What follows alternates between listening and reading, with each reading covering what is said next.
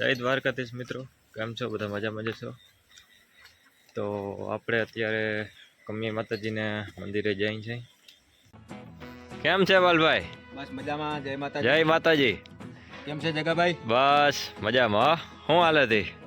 બસ જો અત્યારે દૂધ ભરીને આવ્યો છે. અહીંયા માતાજીનું મંદિર છે. હા.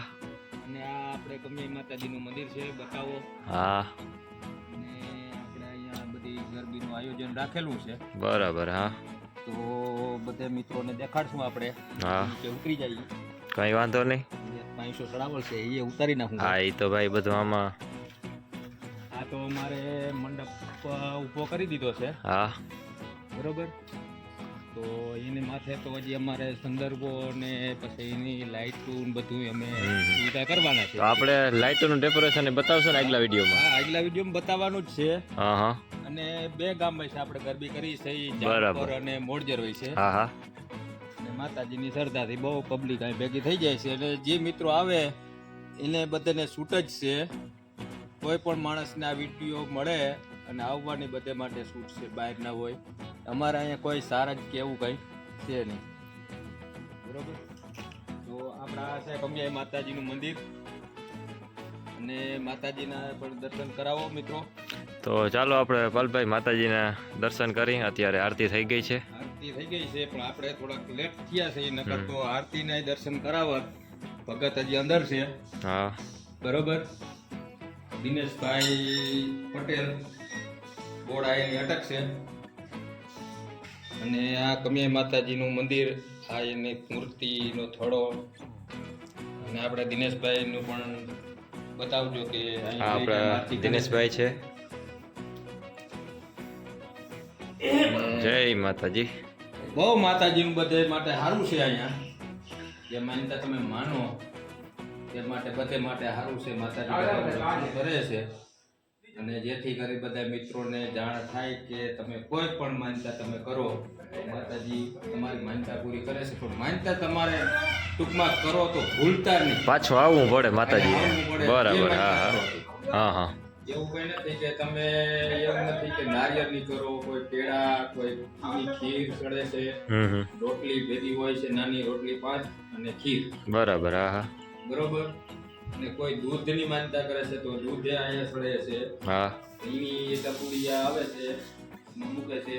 અને આપણા બધું ઉપરનું બધું દેખાડો ભાઈ, જેથી કરીને આ બધી આપણે મંદિર આમાં બનાવ્યું છે.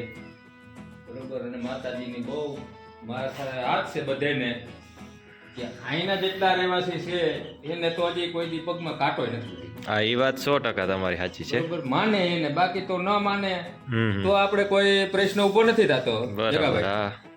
એમાં આપણે વિરોધ નથી કરતા. આ જો બધી માતાજીની દયા છે. અહીંયા બાજુમાં વાયુ છે, પણ કોઈ જાતની અનારી કે કોઈ રાતને એકટું છોકરું હોય તો પણ ઈ કોઈ દી ક્યાંય આમ નથી કે રાતના ઈ જો બગીચામાં રમતા હોય, હિસકા છે અથવા અહીંયા પછી આ વાયુ છે ને પાલભાઈ, અહીંયા આ વાયુ છે. પાણી તો ઘણું હશે આમાં દેખાશે નહીં. અત્યારે આપણે વાયુ ઉપર જ ઉભેલા છે. બરાબર. આ વાયુનો વયસમાં હું ઉભેલો છું. માથે આખી વાયુ ઢાકલ છે. હા. આની તો મિસકા છે. રાતના છોકરા અહીંયા 9 દી સુધી રમશે. નાના નાના છોકરા આવશે ઈ. બરાબર. મિસકામાં લહરપટ્ટીમાં પણ ક્યારેય કોઈને નથી કોઈ વસ્તુ અડી કે નથી ને કોઈ જનાવર દેખાણું કે નથી કોઈ જીવ જંતુ કે કોઈને લાગવા કરવા કોઈ નહીં. બરાબર. છોકરા છે ભાઈ, ઈ તો રમતા હોય. ઈ ક્યારે એમ નથી થયું કે અમારે છોકરાઓને અહીંથી આપણે દવાખાને લઈ ગયા કે ટાકા ટેફા કરાવ્યા છે, ઓયલું કરાવ્યું. ઘણા ઠેકાણ ભાઈ મિત્રો બનાવ બને છે. બહુ માતાજીની દયા છે. અહીં તો નીકળું જંગલ જ હતું. હા. અને આ મંદિર શું કહેવાય, બન્યોનો કેટલો ટાઈમ થયો હે પાલભાઈ, કઈ તમને ખબર? અમને તો શું કહેવાય કઈ અંદાજ નથી. જ્યારે માતાજી અહીંયા પ્રગટ થયા, હા, એનો પ્રશ્ન છે તો કદાચ 25-24 વર્ષની આસપાસનો છે. બરાબર. 24 થી 25 વર્ષની આસપાસ માતાજી અહીં બેઠા હતા.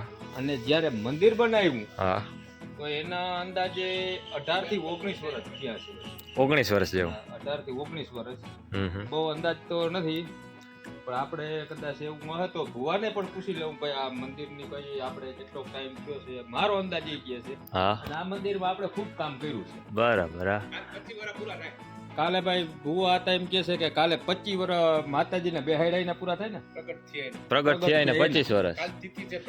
હા બરાબર. હા તો કાલે તિથિ છે આપણે. બનાવ્યું એના કેટલો ટાઈમ થયો ભુવા હતા અમુક એમેરો કરો મંદિર બનાવ્યું એના કેટલા 12 વર્ષ જાજા વર્ષ 12-13 વર્ષ થયા 2012 માં સપ્તાહ હતી પછી 2000 હા 2012 માં 19 માં હાલે છે સપ્તાહ કીધી 2012 માં. હા હા. મારા લગ્ન ઈ વર્ષ થઈ ગયા છે બરોબર. એની પહેલાનું મંદિર છે એટલે મારા લગ્ન થયા ને એને આજે 19 વર્ષ આ દિવાળી 18 પૂરા થઈ 19 નું બે એટલા વર્ષ જાય છે બરોબર. ત્યારે હું અહીંયા કામે આવતો ઈ મને અંદાજ છે અને આપણે આ બાજુમાં જ મકાન છે 25 વર્ષ બરાબર 18 19 એ વાંજ મકાન છે, ઓલી લાઈટ બરે અહીંયા જ છે પાલભાઈ કનારાનો મકાન છે. ભેહુનો તબેલો આપું છું માતાજીની દયાથી. ભેહુમાં બહુ સારું છે બધુંય અને બધી રીતના કે કોઈ પણ માણસ માનતા કરે છે તો એનો પ્રશ્ન આપણે ઉભો હાલ માતાજી કરે છે બરોબર. ઘણી પથરીની માનતા આવે છે, દવાખાને નથી જવું પડતું.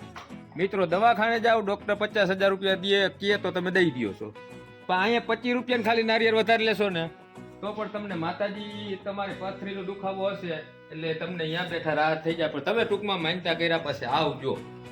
એટલે એકવાર ટૂંકમાં માતાજી પાસે આવવું પડે ને માનતા કર્યા પછી. બરાબર. જેવી માનતા કરો 25 રૂપિયાની કરો 50 રૂપિયાની કરો કોઈ પણ આપણે દર્દ હોય તો એની આપણે માનતા કરવાની. હા હા.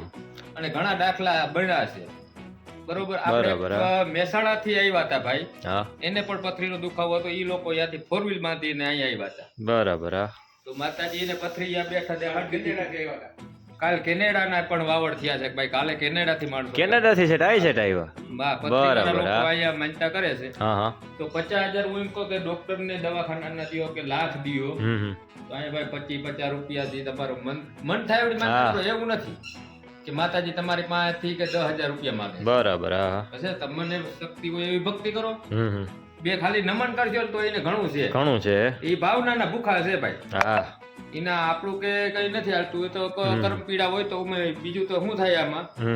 અને અમે તો હાલની તકમાં એટલે ટાઈમ થી દૂધની ગાડીઓ આખી આ નદીઓ નાળા પાર કરી, પણ હજી માતાજીની દયાથી અમને તો ક્યાંય પગમાં ટોસો થયો નથી. માતાજી ઓરડ વગાડી નીકળી એટલે કઈ આપણે જોવું નથી પડતું હજી સુધી. તો હજી હાલની તકમાં છે કે ભાઈ અમારે હજી કોઈ દી પગમાં કે ક્યાંય હાથમાં લાગ્યું નથી.